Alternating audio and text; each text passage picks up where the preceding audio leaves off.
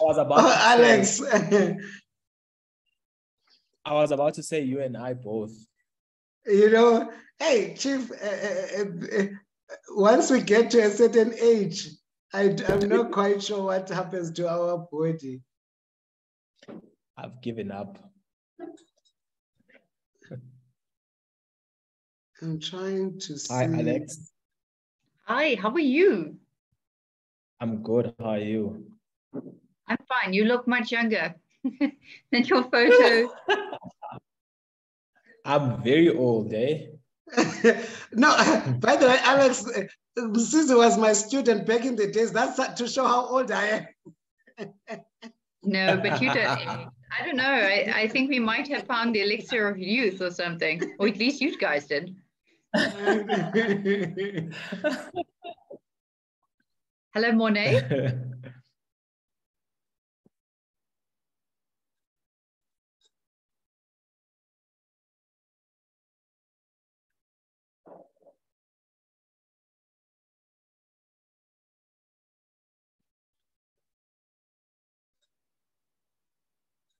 We'll give it another moment because we are all early, I see. Which is good.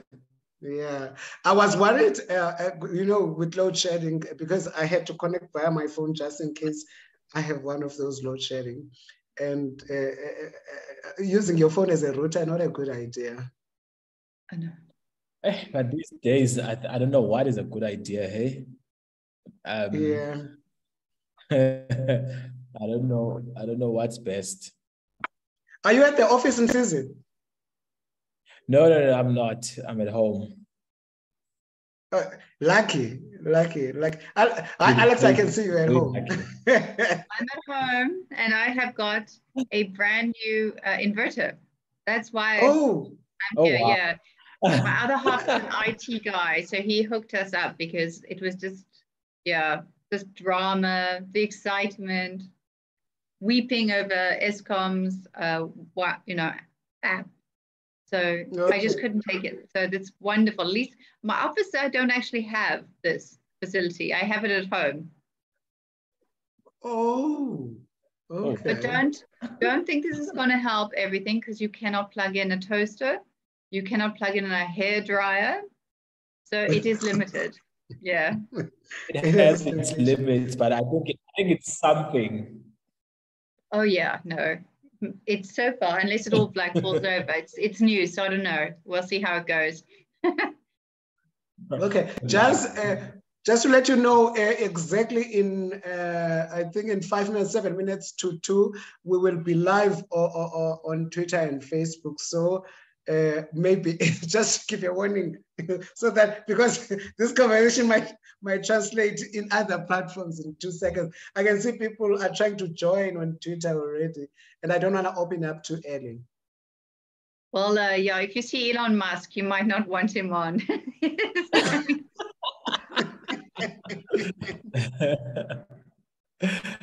That guy. Not with his sense of humor. Nope.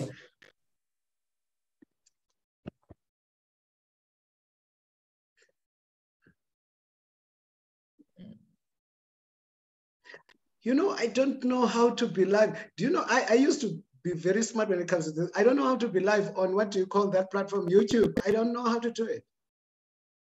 Oh, well, this is recorded. Yes, it is recorded. So it's recorded. You can put it on afterwards. Yes, not yes. This bit though. Please, why are you recording this bit? Oh, no. Is it recorded? Oh no, don't worry. I'll delete it before. I'll delete it before I post it. I'll get it edited. Please do. Cool. Yeah. Okay.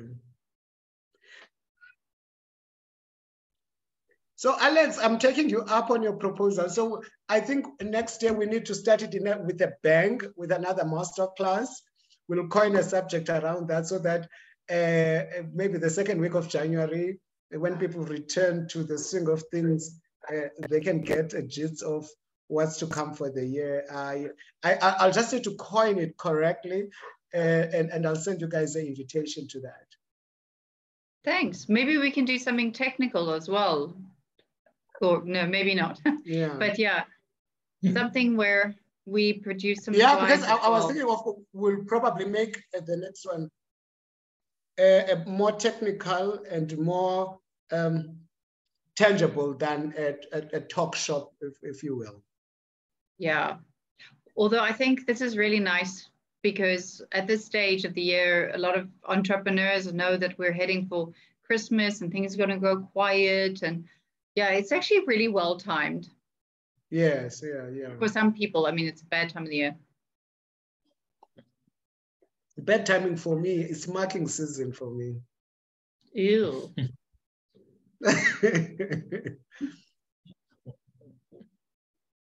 Hello, everyone. We can see a lot. I see all of you guys also on Facebook. I don't think I'm audible. Can you show me by a raise of hand if you can hear me on Facebook? Oh, thank you.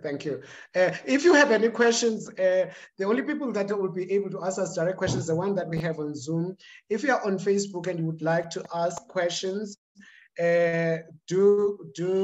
just type it in on the chat box, and I will read it out to our panelists. Hi, Twitter. Hi.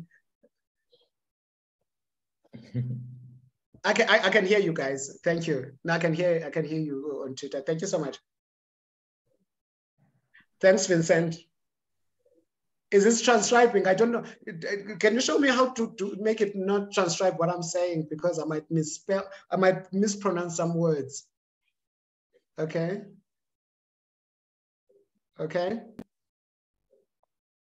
Sure. Is it transcribing? Okay, cool. Thank you. Got you. Thanks everyone for joining on time. We will give it another minute also to give more people to join. I know we have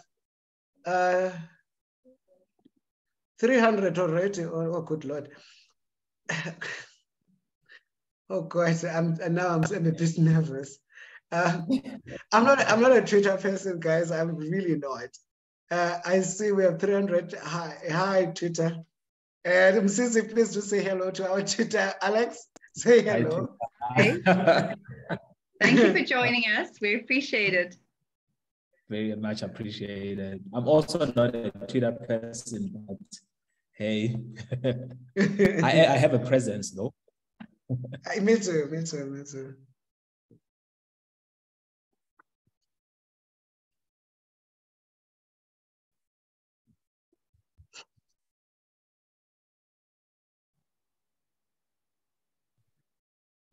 And just a hello, I can see a few names of people I know. Nice to see you. Well, at least your names.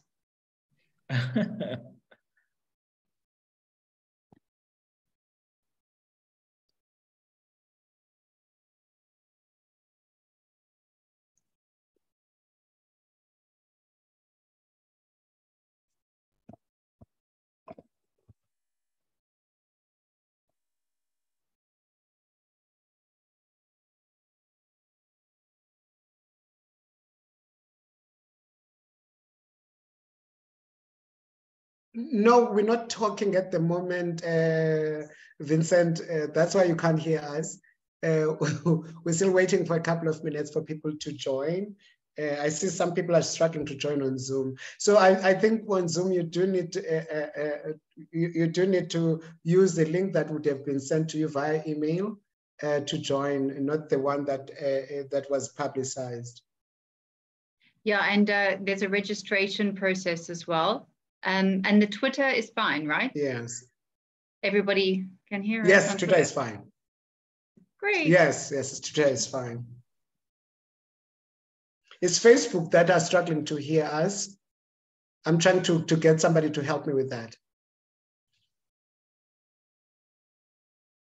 Are we audible now? Oh, Thanks, Facebook. I can't see how many people are on Facebook, sorry. No, I can't.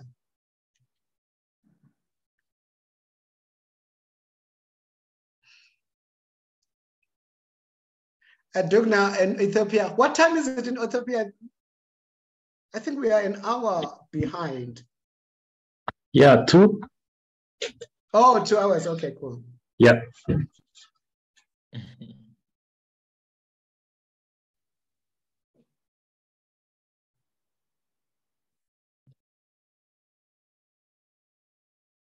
Ladies and gentlemen, without wasting any time, because I would like everyone to really reap the benefits of this, particularly the I understand Twitter is going to cut us off exactly at 2 o'clock. I understand that. Thank you for that. That's why I would like us to start. I see my former boss in there. Hi. We're going to kick things off I would like to introduce my panel, and my panel will perhaps share their brief introduction and what they do. But let me just share some thoughts in today's masterclass as to why we felt it was necessary. So Susie and Alex and I, we've been talking back and forth in terms of how we should frame the conversation and what should be the key takeaways for all, particularly this time of the year for entrepreneurs, particularly because we're chasing target. Our board members and managers, if you are the CEO of your venture, you are likely to be accountable to a number of people, including your stakeholders. So we thought, listen, let's push something that's more positive, that will enable you to think of your journey differently than what is currently before you, and how to actually build up that resilience even when you feel a little bit defeated. Without wasting much time on the introduction, let me introduce a colleague of mine. We've been in the journey of entrepreneurship together. We've been judges on a number of panels, Alex and I. And she is a consultant and an entrepreneur in her own right. I'll give Alex to introduce herself. Alex? Hello. Yes, welcome everybody. Yeah, my background is I was originally a lawyer, and I still am the counsel to a number of different funds. I have a consulting company. I also have another business which is involved in capital raising, and my third business is in technology. And it's more of a marketing business for really cool tech ideas, whether they be hardware or software. So I started quite young in this whole thing. In my early 20s, I was involved in funding a technology business.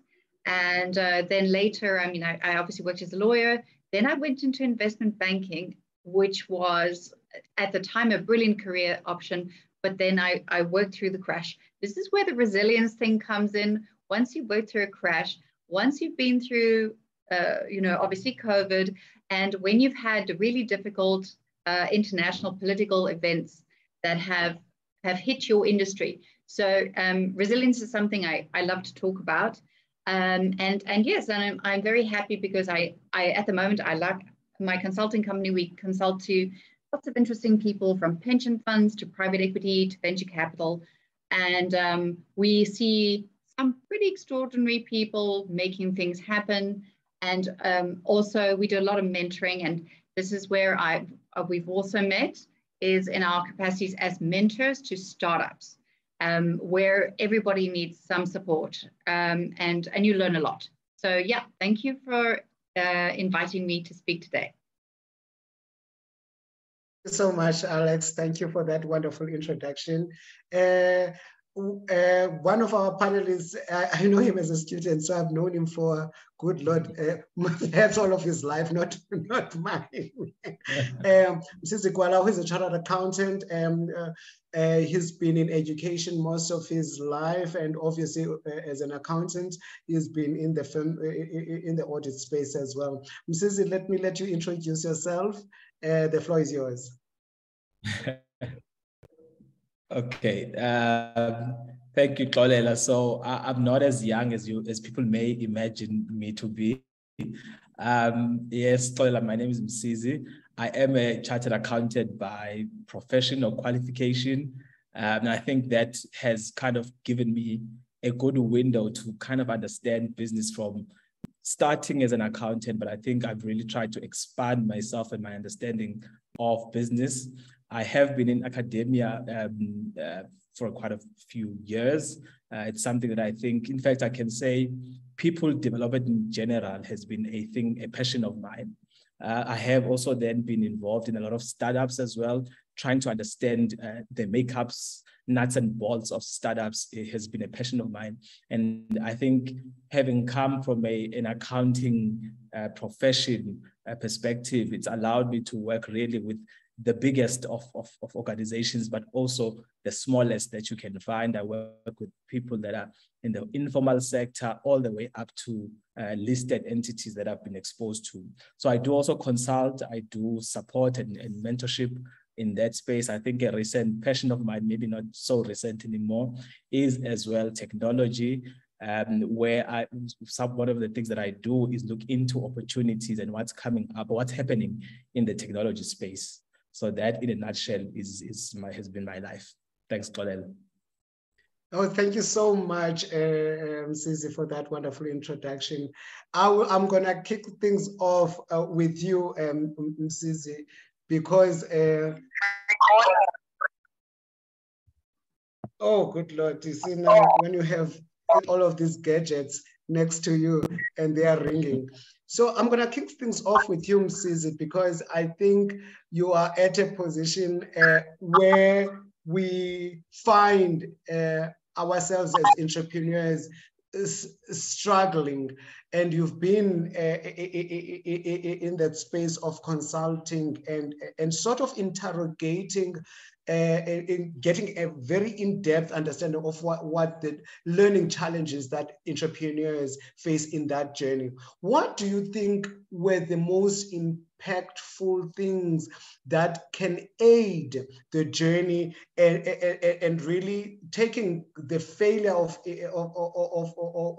of a product or a solution as a learning platform, instead of beating yourselves down and thinking that you are not built for this?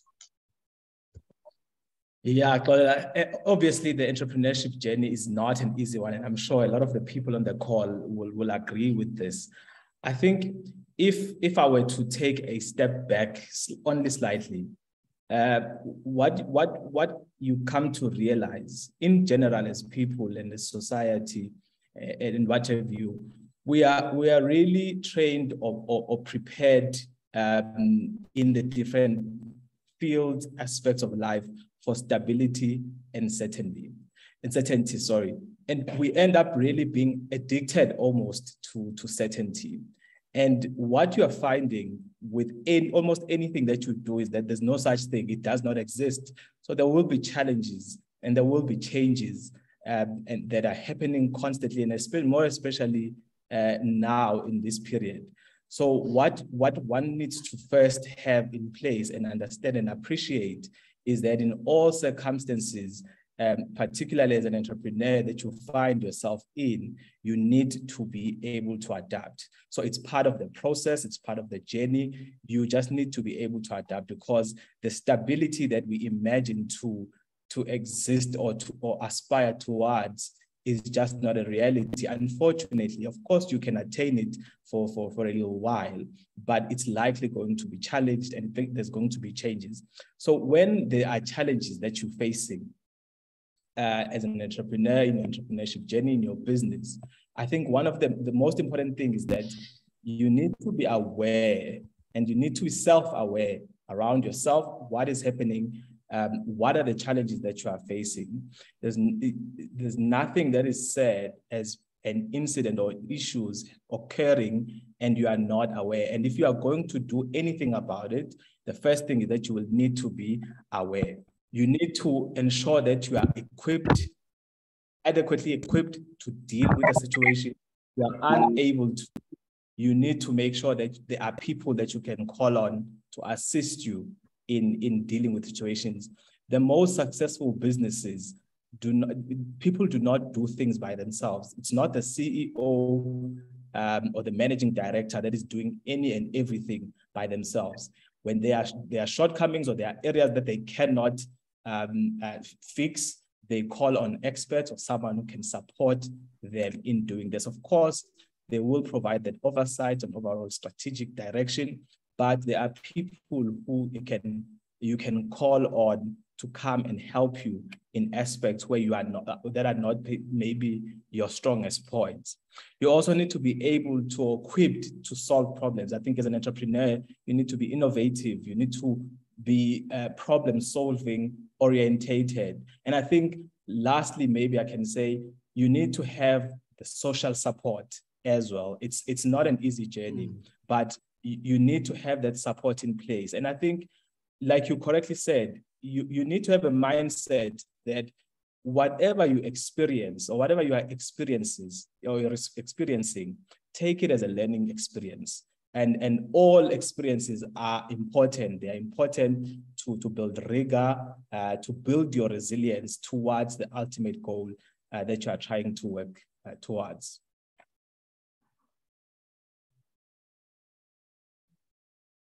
Wow. Susie, I feel like I know it's a masterclass. I'm tearing up because this is really powerful things. I've picked up a number of key words that you keep emphasizing on, particularly around about just your ability to learn and respond to challenges. And thank you for sharing your insights on that. Alex, I want to come to you because this is truly the core of your business as an entrepreneur. How does one find resources and tap into those resources as you are faced with challenges as an entrepreneur? I know this is something that you are an expert in, but I would love for you to just give an overall picture and the steps that entrepreneurs may pursue and take as they are pursuing that. Thanks. So I think, the point is really that you cannot be able, and no person is able to do everything on their own.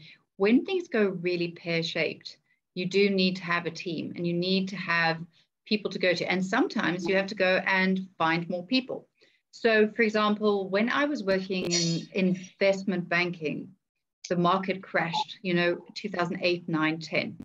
And I was told, you won't be doing a job like you used to. There's no equity raising, there are no IPOs in the market, etc. And what did I do? I went back to my knitting and I was told, well, go out and develop new investment products. So I went and I found things that I found very interesting, and I went to people that I found inspiring. I spent time, I went to watch engineers, people talking about renewables. I went to spend time with watching things about policy making, international trends and sustainability. And I went back and I said, and I felt enthusiastic. I felt I'm onto something. This world is about to change. This was in 2008, 9, 10. People thought I was a little nuts when I said, it's all about energy. It's going to be about water, and it's going to be about sustainability or environmental, social, and whatever things. People were at that stage thinking, oh, that's a nice add-on. But what happened? It really was a massive change. We saw this again in COVID. And going to the people who were the engineers developing new things, keep speaking to the lawyers, actually. Lawyers saying, yeah, well, at this stage, we're grappling with some ideas. And speaking with investment professionals going, yeah, we don't know how to fund things. There's not enough money in the system.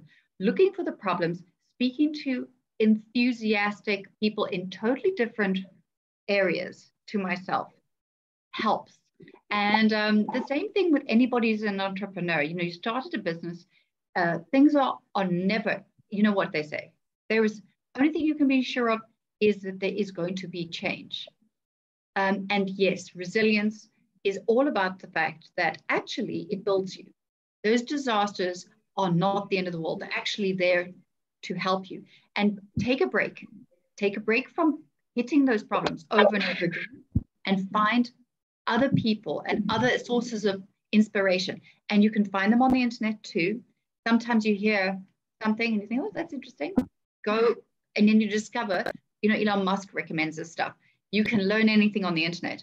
But if you find out what is happening in other emerging markets, what do we do really well as Africans? We solve problems. What do other emerging markets do?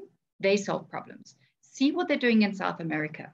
Find out what they're doing in China and in India. Get inspiration from people outside and bring it home. And then the other thing is, call your friends. Spend time with your friends, because your friends know you. They know who you are. They want to support you. They don't want to see you go down. And yes, sometimes just sitting down, having a coffee with a girlfriend who says, don't take it too badly. Your tech failed. This failed at this point. But yeah, sometimes your friends can be your best supporters. And maybe they don't know anything about what you're doing in the market, or they don't have any interest in taxation or whatever the problem that's gone wrong, but they know you and they want to see you get somewhere. Wow. Alex, finding a network, I think that's something that, entrepreneurs should be doing. And however, not all of us are extrovert. We might appear that way. We are more introvert. How do you really, I have a few questions for both of you, by the way. How do you then go back and say, let me tap into my network, external and internal, whether it's via social media and the societies that we belong to, or the associate bodies that we belong to? How do we frame even that conversation of reaching out, because that's where typically the challenge stems from. You spoke about seeking out experts using internet and all of that, but I think one of the challenges that we typically found is exactly what I just said now, is framing that conversation so that to the expert it doesn't land as if I'm abusing the privilege of having access to them, but I want a level of empathy in my situation so that I feel supported. That's one. Two, finding a solution to it. The last part that Msizi touched on it as well. The whole learning space from emerging markets and maybe bringing products or services that would solve African problems that we face locally has been quite a narrative for quite some time, but it doesn't translate well in the South African economy for some odd reason. There are pockets of it where we get to see success, but in a scalable manner, we haven't seen that. Where do you think we are going wrong as entrepreneurs, and how can we correct that?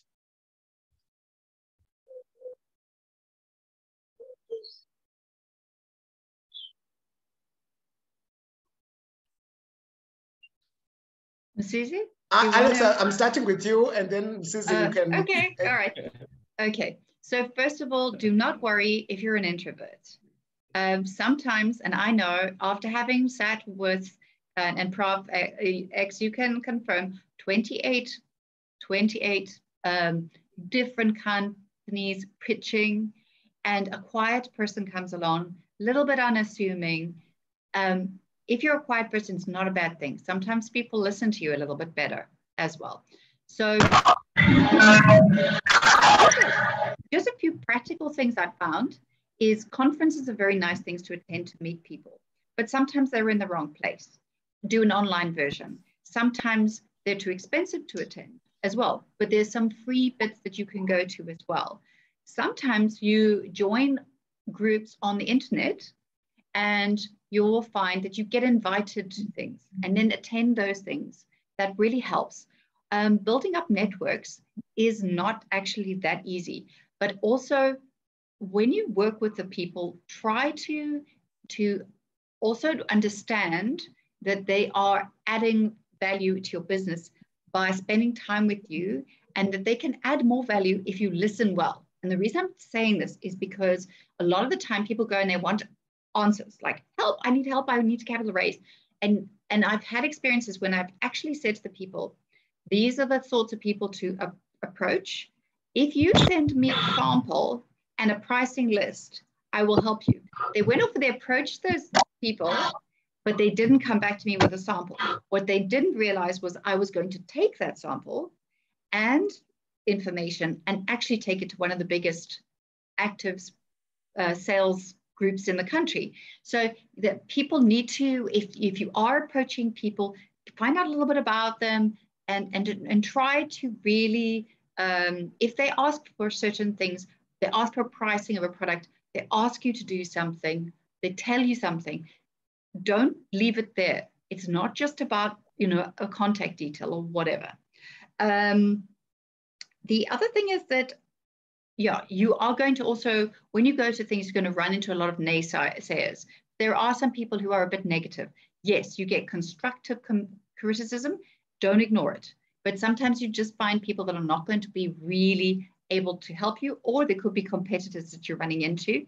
So just be wary. You might find that you could have moments of sort of negativity when you are bouncing against something where it is competing with another crowd.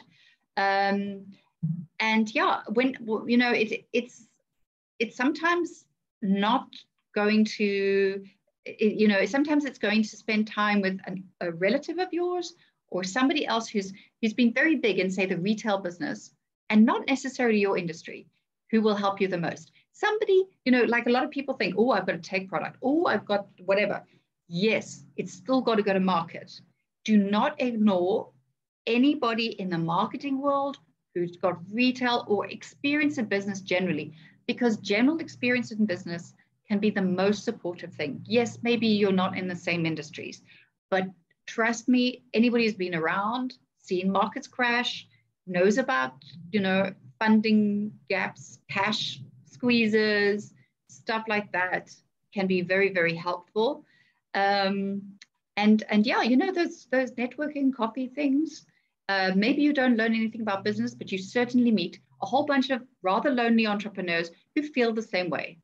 They also they battle a little bit being isolated, and they need support. And together, they can be a phenomenal group. So don't miss that. Thanks, Alex, for those insights. Msisi? Yeah, no, I think you're absolutely right. And maybe let me start by saying I myself, I don't know when I got to really understand and appreciate relationship building. I think I was always an introvert. I really never thought of myself as being able to stand in front of people, converse and talk about any kind of thing. I think based on my training, however, over time, I kind of had to get into situations that force you to speak to people, that force you to network. So at some point, you have to really realize that this is an important aspect of business. You have to have relationships with different kinds of people. You have to have relationships that are not necessarily into what you are doing in the space that you are in. And like you said, there will be a time where you need to tap into those people. I do like what Alex said, is that don't look at it as people that you are going to give you answers, and especially immediate answers. And I think that's let's call it a mistake that we do as entrepreneurs, is that you go to people only when you're looking for an answer. Hey, I want to do this. What can I do? I think you need to try and play a longer game. And I'm going to call it that, a longer game, and understand that the depth of things and knowledge and wisdom that you can get is far more and far greater than just an answer to a question that you may have. Now, of course, there may be people where you go to for quick and easy answers. That's perfectly fine. But there are people really that are so critical to your success and to the success of your business that you need to go to for more strategic advice and more longer term advice. Keep those networks and make sure that there are people who understand you and what you are trying to achieve. I've got someone, and I think we've had a relationship for, I'm sure, more than a decade now. I've always kind of known what he's trying to do, and he's able to come to me at any time, and we talk as friends. Sometimes it's not even about business. We talk as friends when he needs something or when he needs advice, when he's not sure. So he's not strong in terms of financial management, for example.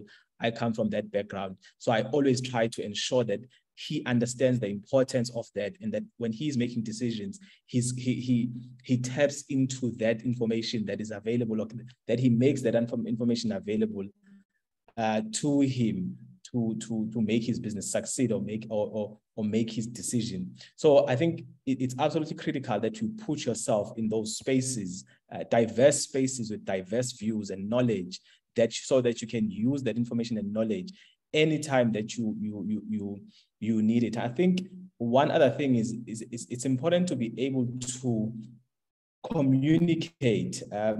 Communication as a skill or an ability becomes important, especially if you know that relationship building or networks building is not a strong point. You need to be intentional about it. You need to understand, to identify it. And I am going to talk from a people development language perspective in terms of competencies and all of that. So do bear with me. You need to identify that as a shortcoming and as an area that you need to develop, because it is an important aspect of succeeding in business. And you need to understand that those relationships are there for the success of your business. Nurture them, take care of them.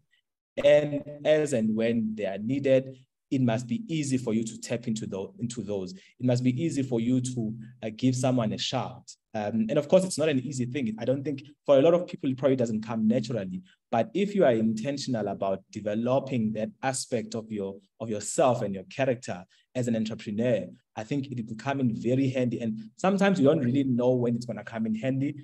Sometimes it seems like, and of course, you should be able to obviously make a call if it's not going to be a fruitful relationship, but you need to be in a position where you are able to tap into those as and when you need them. Another thing, you need to be clear or understand if it's a personal relationship or a business relationship, because that also becomes important. And of course, there's aspects that are going to cross over to the other, but you need to be clear in your mind and understand that, okay, this is actually a business relationship and I need to keep it going for the sake of my success as an entrepreneur or as a business, and versus trying to keep a personal relationship and then using it for business, or the other way around. Yeah, I think Alex also covered quite a bit, so I'm not sure if you're comfortable with that answer, Colin. Wow, Mzizi, thank you for that. Actually, I totally concur with both you, Alex, and Mzizi, for the insights that you've given in terms of the relationships. We do have, I'm going to start on Twitter. I'm sorry, we have 3,800 on Twitter. Hi. Hello, everyone. I'm going to start on Twitter. We have a few questions. The first one is to you, Alex. Sure. You've worked in the international space and different markets. How did you find the cultures and quickly adopt so that you can do business in that space? I think the third question is to you as well. Alex, because it's about consulting as well. The third question again is around. Sorry, I'm not quite sure what the person was trying to say, but if what I can surmise is that around keeping got it. Thank you for clarifying. Thanks. Got it now. Now you have a product that's already in the market and it's not working.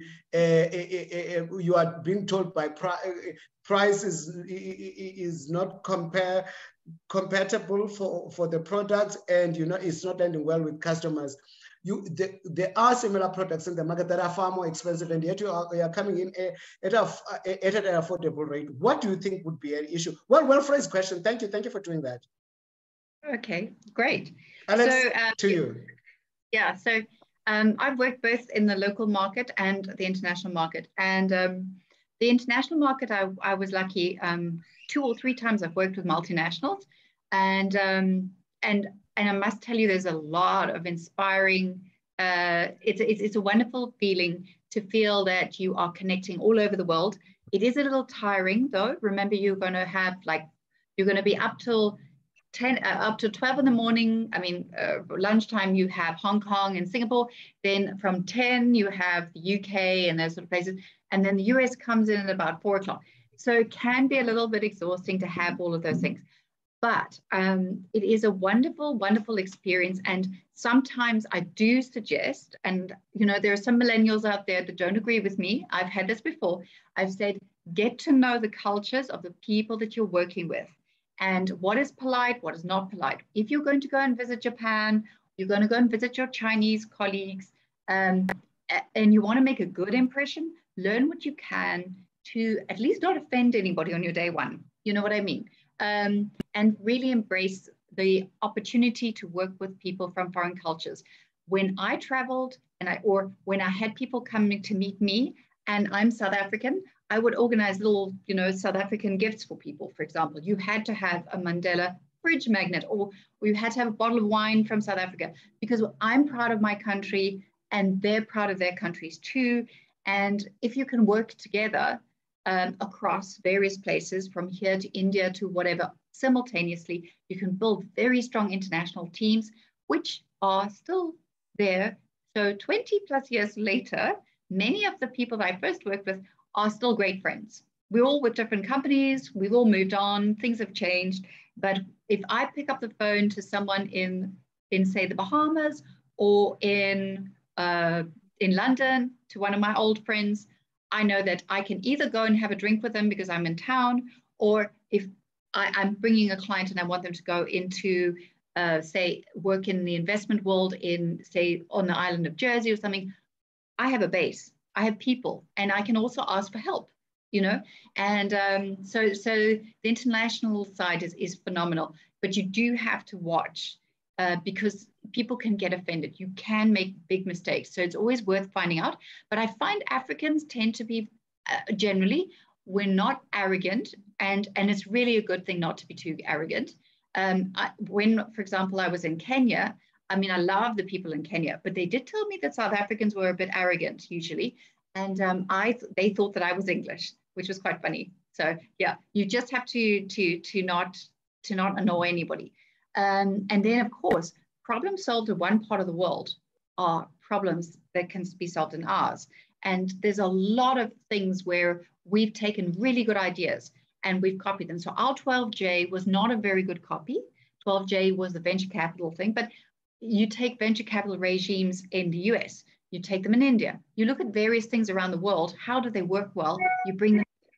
So yeah, and I can't emphasize enough the value that I have had with having the experience of working with people all over. Then I think the other question was, what do you do when a product doesn't work? And I have just had that very embarrassing experience myself. So it happens for a number of reasons. You can develop a product that really works, but your marketing is wrong. You can have a product that's just too darn expensive. This is the first thing that I've said, and I've said this many times when I was a judge. Know where you're going to sell something and check your pricing works. Retail guys are very good at this. They will tell you immediately where something needs to be priced, because that's what they do. They know the margins. Other people, not so good at this. And sometimes you just are not on time. You have other products that have gone to market, the packaging is nicer, the packaging suits the jurisdiction in which it's going. Remember, packaging that works here may not work in India. Something that looks very elegant.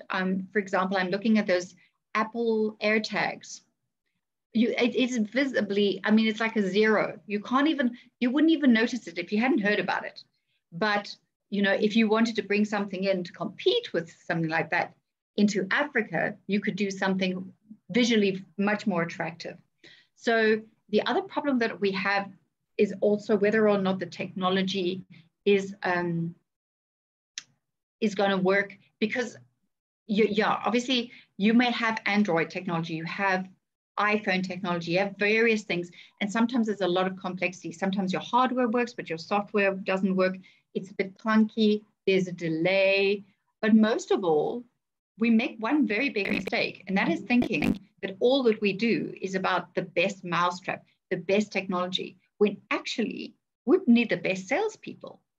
And that's another thing. So if you are a person who's shy and you're worried about going and talking to people, make sure that in your team, you have a good salesperson, a good person that can talk, you know, because those guys are worth their weight in gold. And they don't have to be the best online marketers, because sometimes you're doing a B2B sale. Sometimes you need the person that came out of a restaurant environment and can talk to anybody to help. But yeah, obviously, if you want to find out why a sale is not working, you can also find out a little bit when you put it onto a platform.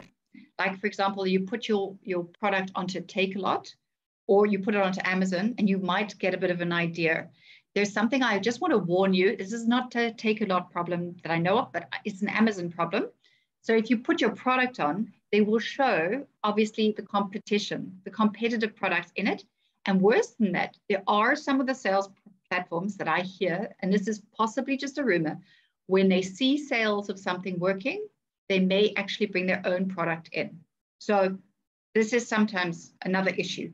It's very, very difficult to work out why something is selling and something else isn't. And yeah, and then the other thing is, yeah, the online sales, you can have brilliant hits on a product, but nobody's buying it. It turns out they don't deliver to your country. There's a number of other little technical things, and that's why I'm like, listen to the complaints. Any constructive criticism may be the clue as to why something is just not working. Sorry, that was a bit long. I will keep quiet now. Thanks.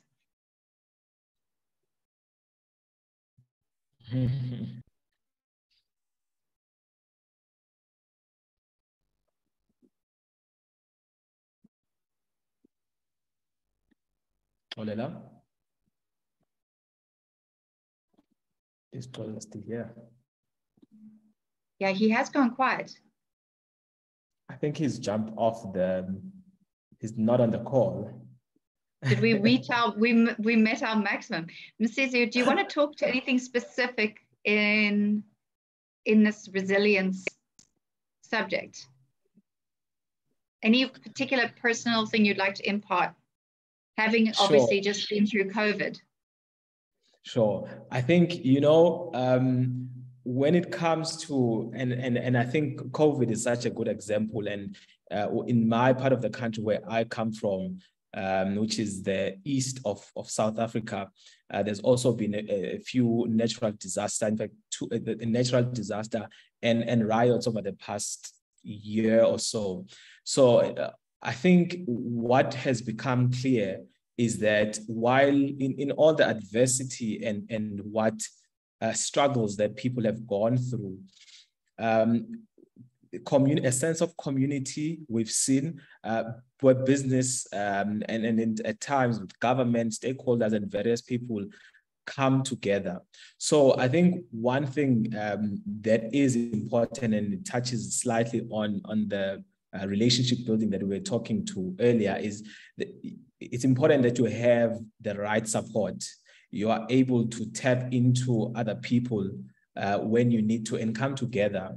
I think with something like COVID that we've all just been through, everybody suffered. And I think almost all businesses were struggling, and they had to reinvent and they had to rethink.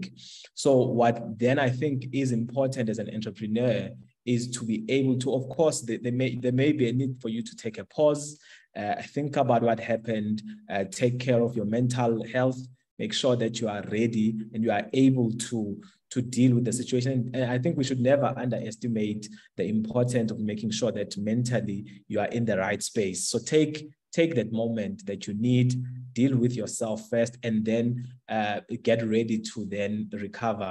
Tap into what resources are available, those relationships, get involved with the communities around you. And by community, I don't mean the actual community necessarily, whatever business community that you can or be a part of, that you are exposed to. Again, be intentional about that. I think support is an important one, especially when it comes to such huge issues as COVID. I don't know if Koela is back, and yeah. If there's anything is he back? If there's anything that you Thank you, Alex and Sisi. Yeah, I had connectivity issues, but thank you for that. I actually like your examples that you've just shared, particularly with using resources that are readily available. Some you might be forced to by situation and circumstances, i.e. COVID, that you've made example to. I believe one of my colleagues, the question, it's just that I've lost it on Zoom earlier on, was about how does one formulate strategies of networking? Part of that has been addressed, definitely, part of that question. But I think there was a layer to that question that, Mandla, I'm going to come to you now. Let me just finish the thought of the question that I had already read. I don't know if you can unmute yourself and maybe share that question again, because there's an element of it that I think a lot of entrepreneurs will find it resonating with them well. If you're still there, Mandla, you can unmute yourself and go ahead if Atunga is not available yet. Yes, Zarina. Yes, go ahead. Yeah, I'm available. You know, my question is with regard to the strategy. You know, what better strategy should a given entrepreneur like me should follow to get the right people to add value to the business in place? Yeah. Yeah, thank you. Thank you for that. Sister, do you want to give it a shot, and then Alex?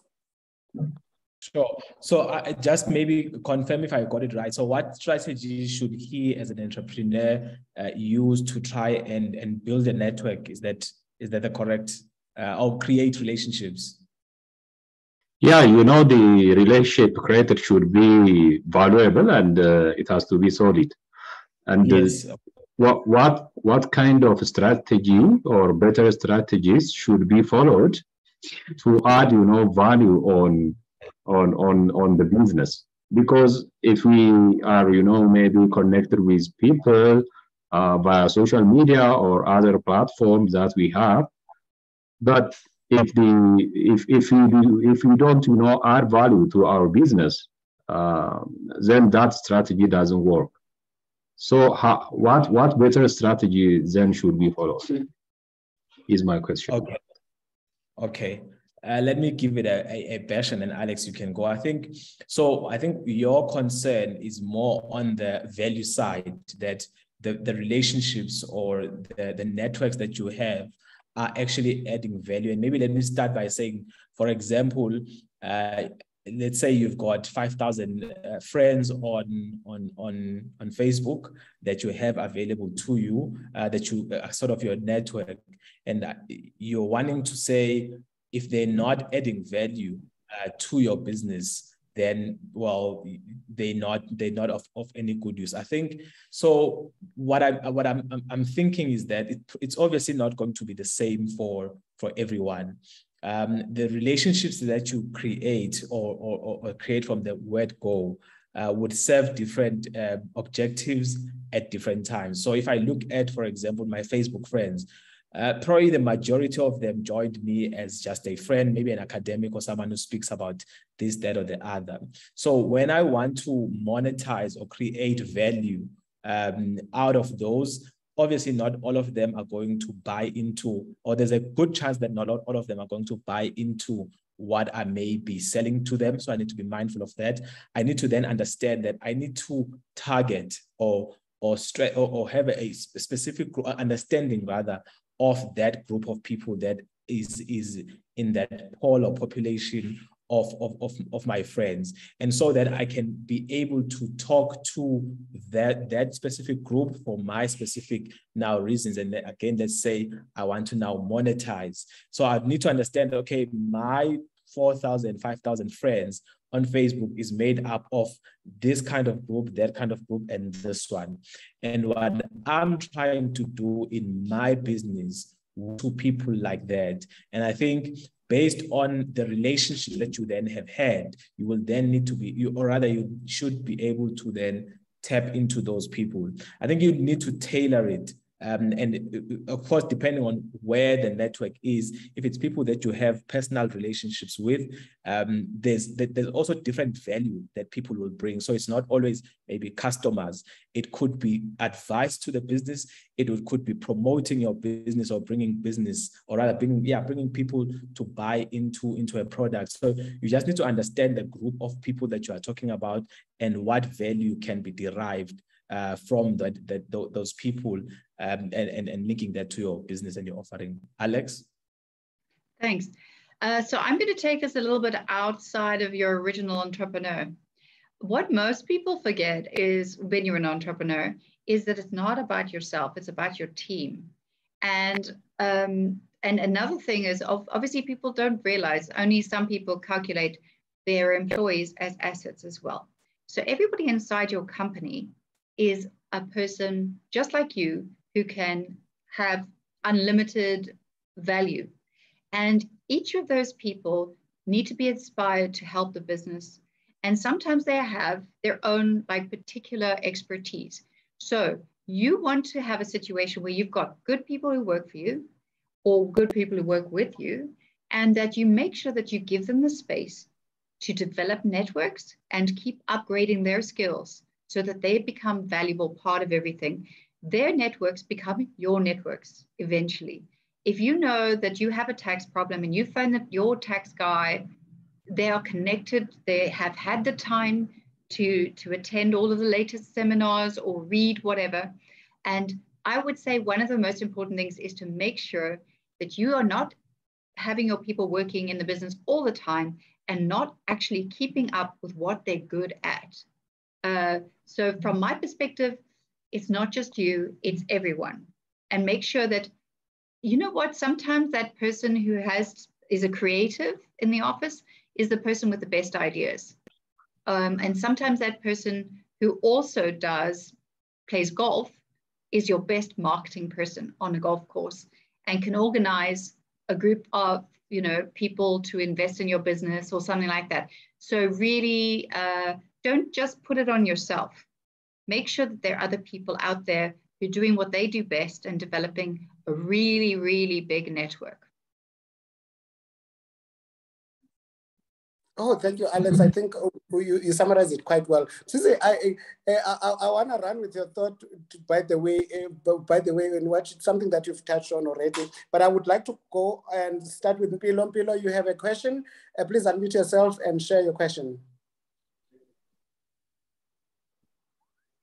Mandla, I know as well you had a question. You may, I see your hand is up. Mandla, you can go ahead and ask your question.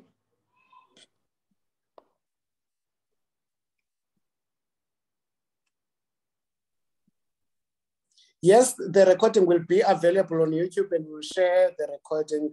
Thank you for that question that you've asked. Here's a thing that you touched on, something that I think we all of us as entrepreneurs, and Alex as well, you touched a bit of it, is how do you take your friends base not and obviously a resource, categorization of friends is quite important, but some of us are not equipped to do that, and we don't understand how to do that effectively and how to use that resource of friends as a tool to advance our business.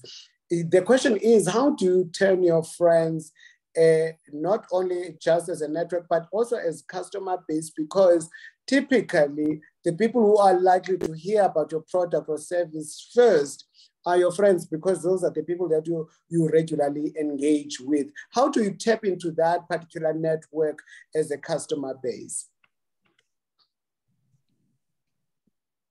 I don't know if this was Should I start? You start.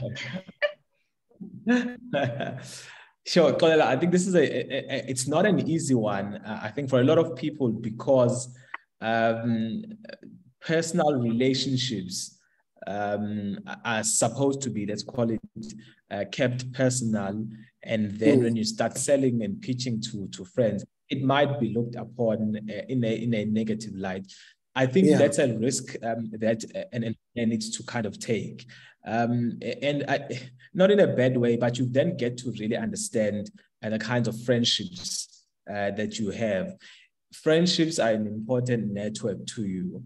And of course, I think one other thing that maybe as you take this risk to have this conversation, encourage to have this conversation, that you do need to think about is, I think based on the previous question, understand that value is not necessarily your friend coming to buy your product, right? Yeah. Value is a broad thing, and not all your friends are going to, but I think firstly you do need to develop that courage to have the conversation, create a lunch, can be casual, formal, whatever the case. You know what French or the nature of your friend with your friendship that you have, but you need to develop that courage, invite them and explain to them, friends, this is what I'm doing. I'd like your support.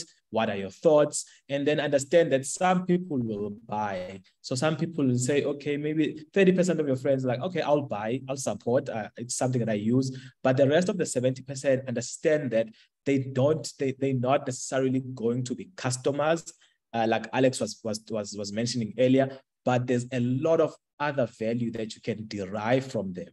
Some of them can have a positive conversation about this, be able to give them samples if it's a product that you can give a sample on so that they can talk about it.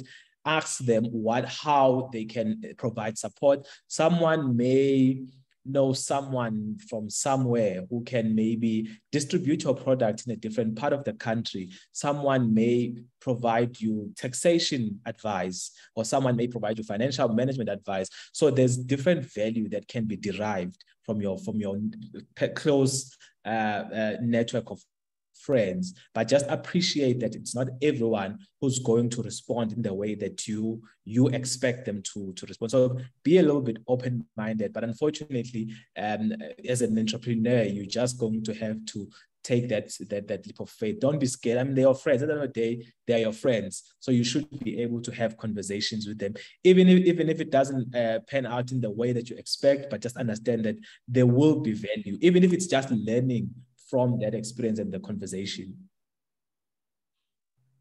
Thank you for that insight. Yeah. Alex? Okay, so how do I add to that? Well, first of all, I like my friends to be my friends, and I don't mind if they don't know what I do. In fact, I discovered most of my friends have no idea what I do. They suddenly read something in LinkedIn or say, oh, that's what you do. My mom runs around telling people she has no idea what I do. It has caused a bit of confusion over the years, because people are like, yeah, what exactly do you do? Your mother says, and I know as soon as I hear your mother says, I'm like, oh dear.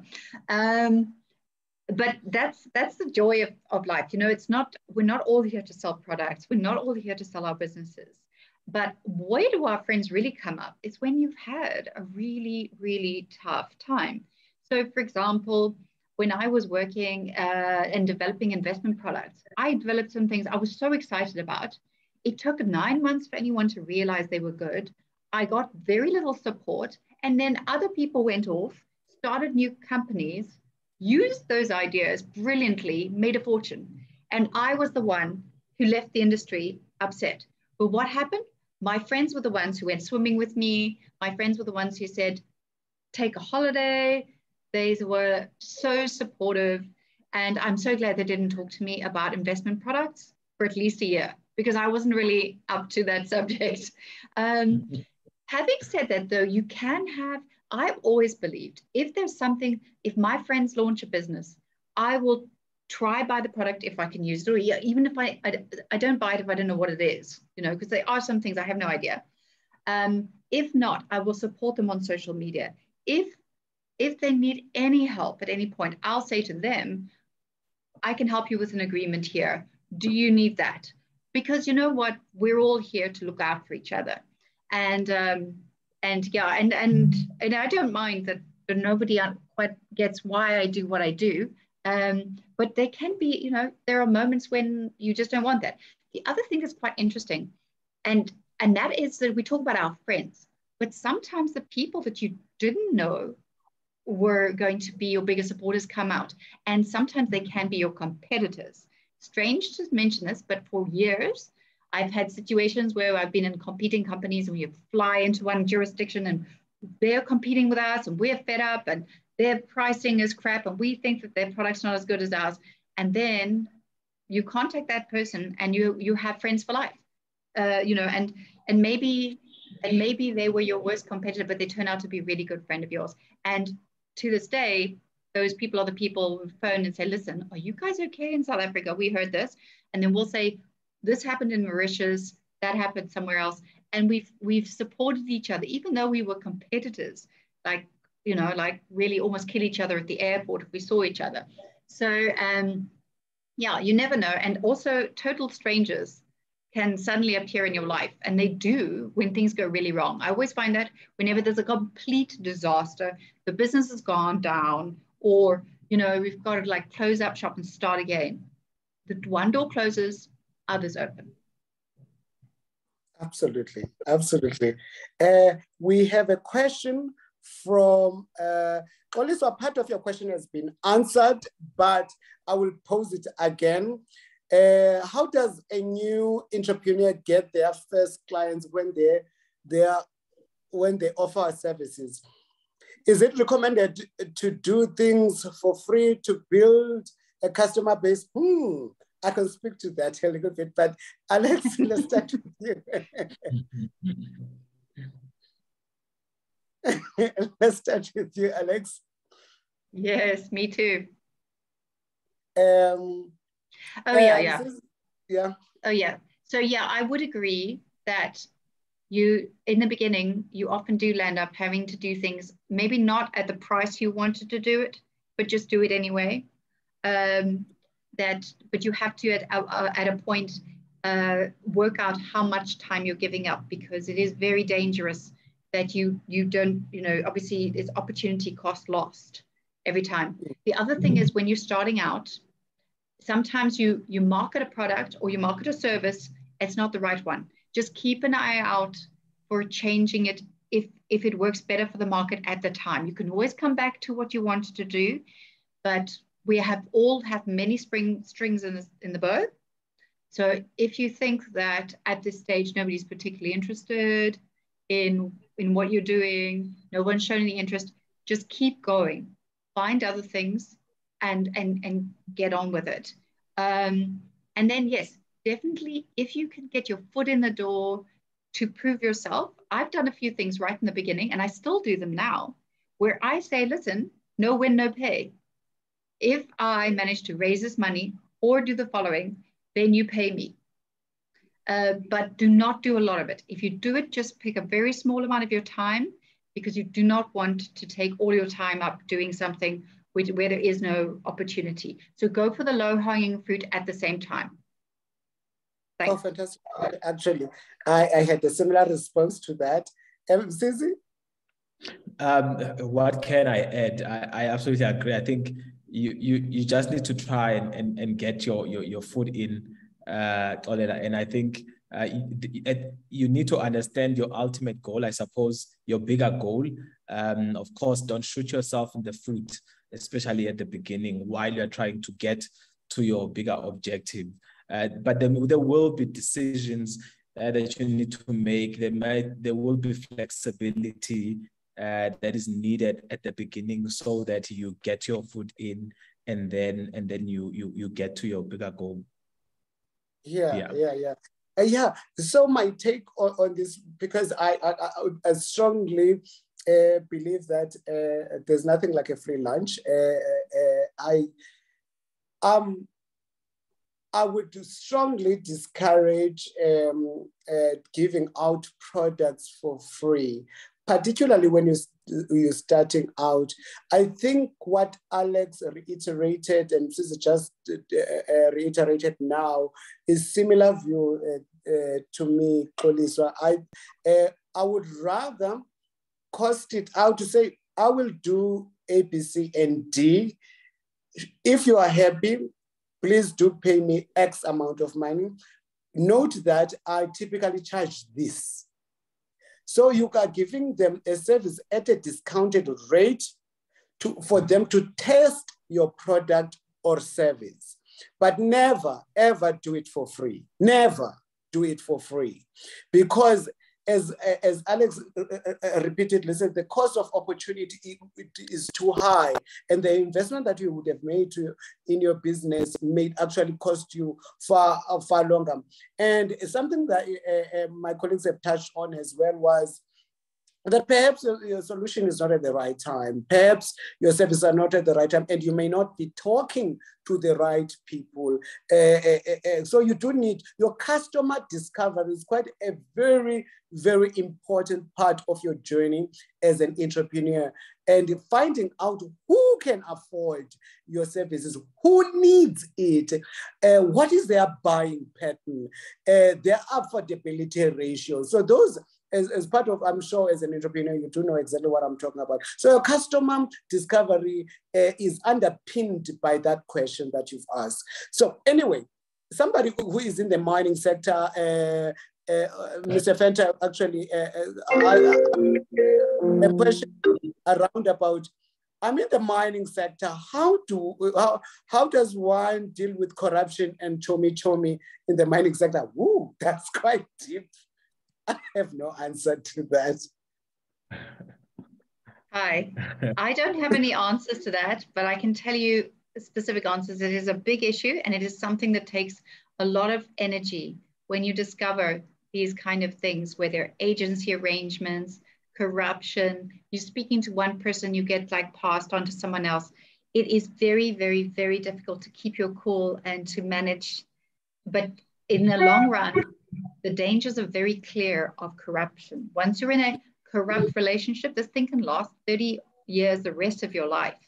So it's a difficult thing, but from a legal perspective, for example, in a case of bribery or something like that, under legislation like PRECA, you have to go to the police or whatever to advise. But basically the best thing in certain situations is to try and distance yourself immediately from that issue, all those people, and make it kind of clear, if in a polite way, just make sure you've put it down in writing that you do not want to do business.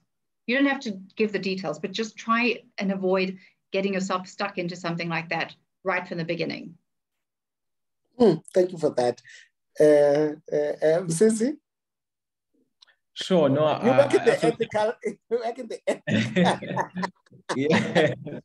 Yeah. So, yeah, I think you absolutely do want to keep your distance from situations like that. I think you may have a responsibility, like Alex has said, to report if you've become aware of such things. There may also be avenues that are provided by the organizations, say the mining company that you are working with.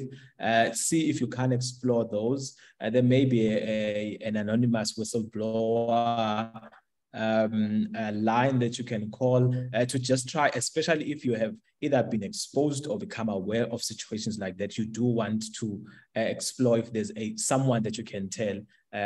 Probably you would want to do it anonymously. Unfortunately, in South Africa, we're finding that people who are blowing whistles, and I don't know if it's like that in other parts of the world, but people who are whistleblowers are finding that they are not really protected by the system. It's very unfortunate, obviously, but I do think that you absolutely want to keep away from that. See if there is avenues that are provided by either the mining company that you are working with or the sector in general, that where you need to report. And if you need to, you may then report it to the police. Oh, thank you for that. Can I add something? It's not here yet, but it's happening in America and a few other countries where the reports are completely anonymous, plus they pay the whistleblowers. So there's a lot of people, I'm part of a group where they're trying to push it through, or at least get support to make it so that the whistleblower never is brought out, and that, I mean, their reputation, their jobs and everything are not put at risk. And two, they actually get paid a sum of money for doing this, which is going to be interesting. But it's something that might help solve that whistleblowing issue. That's very interesting. Thank you. So from my end, I would like to thank both of you. And I actually like the ethical part of how we would like entrepreneurs to conduct their business. I think that is actually quite powerful. And that was a very powerful question, Mr. Fenta, as well. Thank you for asking it. I think when we're hungry, we forget that many people should eat long before after we've eaten. So that ethical notion and background does really, really help. So anyway, let me go to you, Ms. Msizi, your closing remarks before I close off the session. All right. I think seeing as we started, we are talking about being resilient as entrepreneurs. I think what I want to leave people on the call with is probably an aspect of business that is absolutely critical, and it will help with your ability to be resilient in changing situations. And I think it's innovation. You need to be someone who's constantly trying to reinvent and see what can be improved, what can be changed. If your business, if a product, you've launched a product doesn't work, try and see how you can innovate, get ideas, how you can change or adapt whatever that you are doing to something that will work. Innovation is absolutely fundamental to any entrepreneur. And if you know that you are not, this is not just, and I mean, we can talk about some of the biggest businesses that we have seen that have unfortunately failed because they were not able to innovate or keep up with the innovation that is happening. So it's a good ability or skill to develop from the word go, especially when you're a startup, especially if you've got something good that you have come up with. Understand that it might be brilliant today, but in these days, things come in and out so quickly. In a couple of months, years, it might not be as good as it was when you initially came up with it. And so I think innovation is something that we absolutely need to focus on and make sure that we continue to reinvent ourselves, our products, reimagine, and really not have a poverty of imagination. It's absolutely a beautiful thing. And I think what can maybe help is, as young people, we were curious. We had this natural ability to be curious. So keep that alive. Try and keep it alive, to be curious about what's happening. It's absolutely fascinating what you can gain from curiosity, and that you can come back and plow back into your business or your products or services that you are trying to sell. Oh, Susie, thank you so much. Can I interject? Sorry, sir. Can I ask you a question before Alex comes in? Yes, go ahead. Yes. Actually in the Kasi property development business, the rental. Yes. Now, I would like to create an environment that would be a game changer in the property business within the Kasi.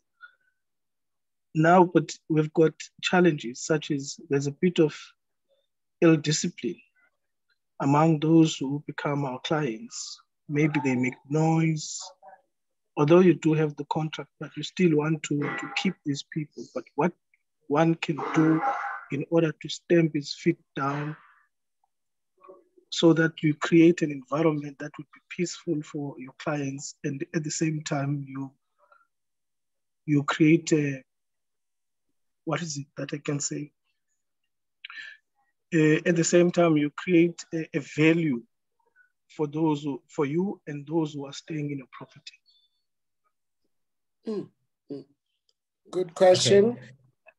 Okay. That's a good question. I don't know if we can tackle it maybe, if you'll allow us. Go ahead. So, okay, all right, thanks. So, rental space in the townships. I think one thing is you obviously need to understand your market and your target market. You know, maybe I can say when I was younger, I made much more noise than what I would do now and what I would tolerate now. Now I cannot tolerate even a single inch of any kind of noise. So you need to understand your market, understand, because you are trying to bring it into a township or gas setup, that this is the setup that you are working with. Now, you are going to also need to be innovative in terms of how you navigate these two, because I want to, and I don't want to stereotype, but I want to believe that the type of setup that you'll find in a location, there is likely, most of the time at least, I know there's sections that are quite quiet.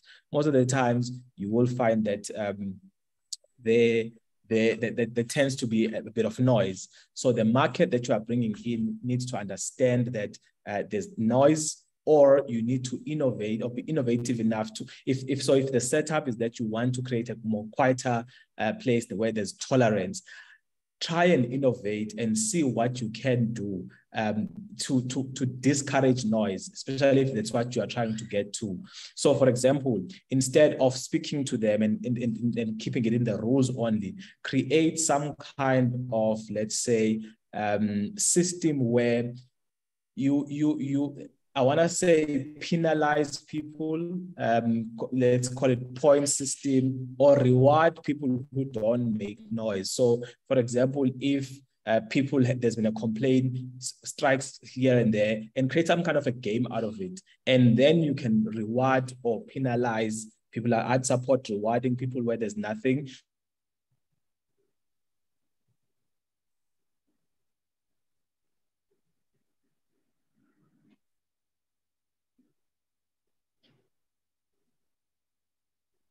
I think there's a sound problem. Yes, I think so as well. Do you want to go ahead, Alex, while Mrs. is still trying to connect again? I'm thinking maybe we should actually ask Christopher, we could have a chat after with him and see if we can't workshop an answer. Because I think we need the practicals, you know, and sometimes there's a technical and other practical ways of working with stuff, but we just need to understand his business better so that we can really help. Well, at least I can do. That makes me happy. Christopher, just send me an email and we can take it offline. Thank you so much. Yeah, we can connect. We can connect, yes. Yes. Your parting words, Alex? My parting words are back to the whole question of resilience and the person involved. So not everybody is Elon Musk who believes in themselves. Many people would have heard Elon Musk spent his early career sleeping on the floor, showering at the YMCA down the way. But so there are very many trials and tribulations for entrepreneurs. But there is a sort of a work-life balance story that's out there. And yes, it's true. When things go wrong, you're going to need to take some time out, get exercise, see the sunlight, read a book and do something creative, learn a language, whatever. These things are very, very important. But all great entrepreneurs are going to go through a phase where they're going to doubt themselves, and the smartest people in the world doubt themselves. Do not be surprised. It's called imposter syndrome. You hear about it quite a bit. People, almost everybody, if you don't doubt yourself, then there's something wrong. Do not let yourself down. Yes, your product didn't work. The timing in the market was a disaster. China shut down. COVID happened. SAA fell over. These things happen. Don't doubt yourself. It is difficult to maintain that energy.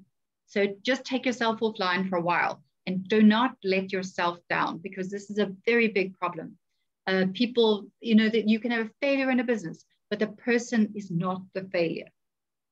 And that's very key.